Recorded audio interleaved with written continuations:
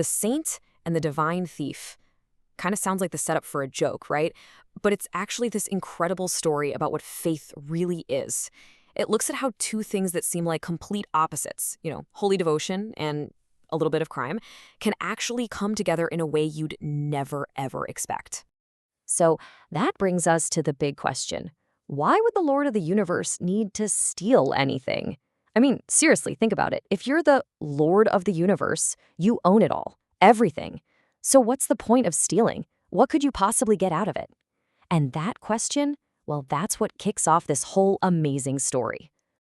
Okay, so to get to the bottom of this, we have to meet a guy named Madhav Das. Now, he's not some king or a famous warrior, not at all. He's a devotee.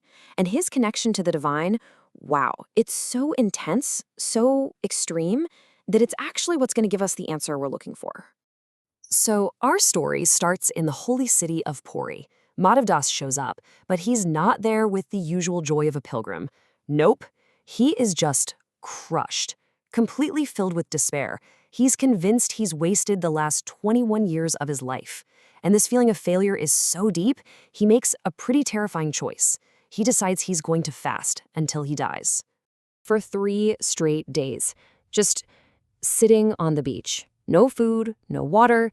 He has completely given up and is just waiting for the end. This isn't just some standard religious practice.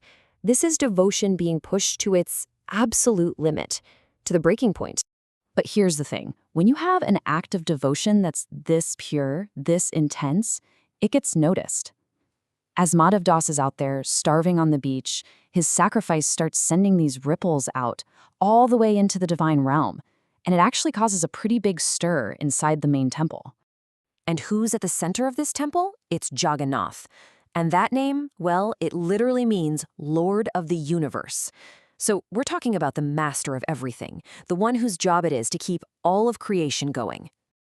And this is where the whole story just flips on its head. The priests bring Jagannath his daily meal, and he just refuses to eat. He says, "My devotee is starving, how can I possibly eat?" I mean, wow, this isn't just some distant god looking down. This is a deep, personal, almost empathetic connection. And Jagannath doesn't just, send someone else to do it. Nope, he decides to handle this himself. He takes the form of a little boy, puts the sacred food on his own personal golden plate, and walks down to the beach to deliver it in person. So, back at the temple, total panic. The sacred golden plate is gone. But that night, Lord Jagannath appears in the king's dream and explains the whole thing.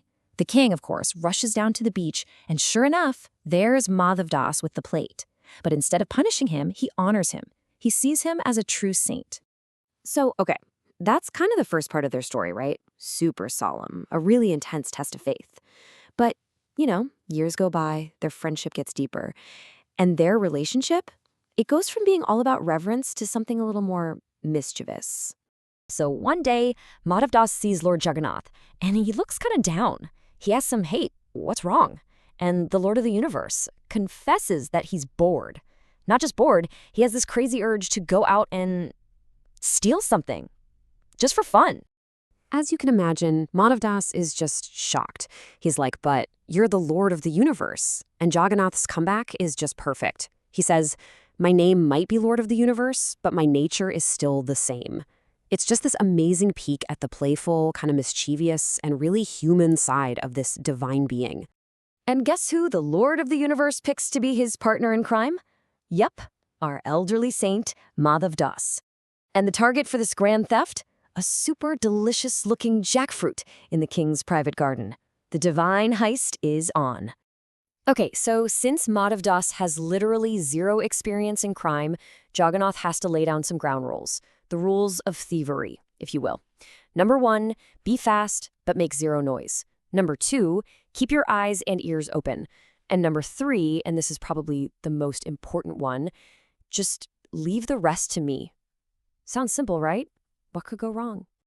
Madhav Das, being the practical guy he is, asks, "Hey, why don't we just ask the king for a jackfruit?" But Jagannath explains that that's no fun.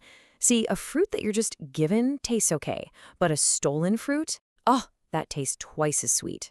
It's all about the adventure. So picture this. It's the middle of the night. They sneak into the garden.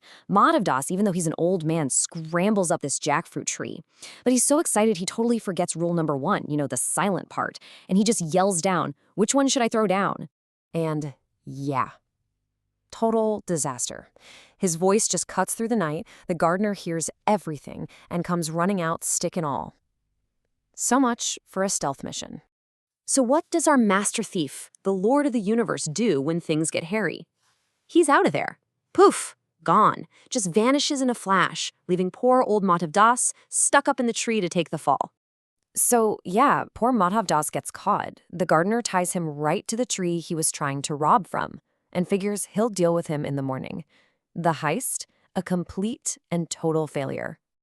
All right, so next morning, the king is taking his usual walk through the garden and he just stops, frozen. Because there, tied to a tree like some common criminal, is Madhav Das, the very same saint he looks to as his spiritual guide. Awkward. The king, totally bewildered, asks what in the world is going on. And Madhav Das just calmly explains the whole thing. "I was just the accomplice," he says. "The real thief was Lord Jagannath."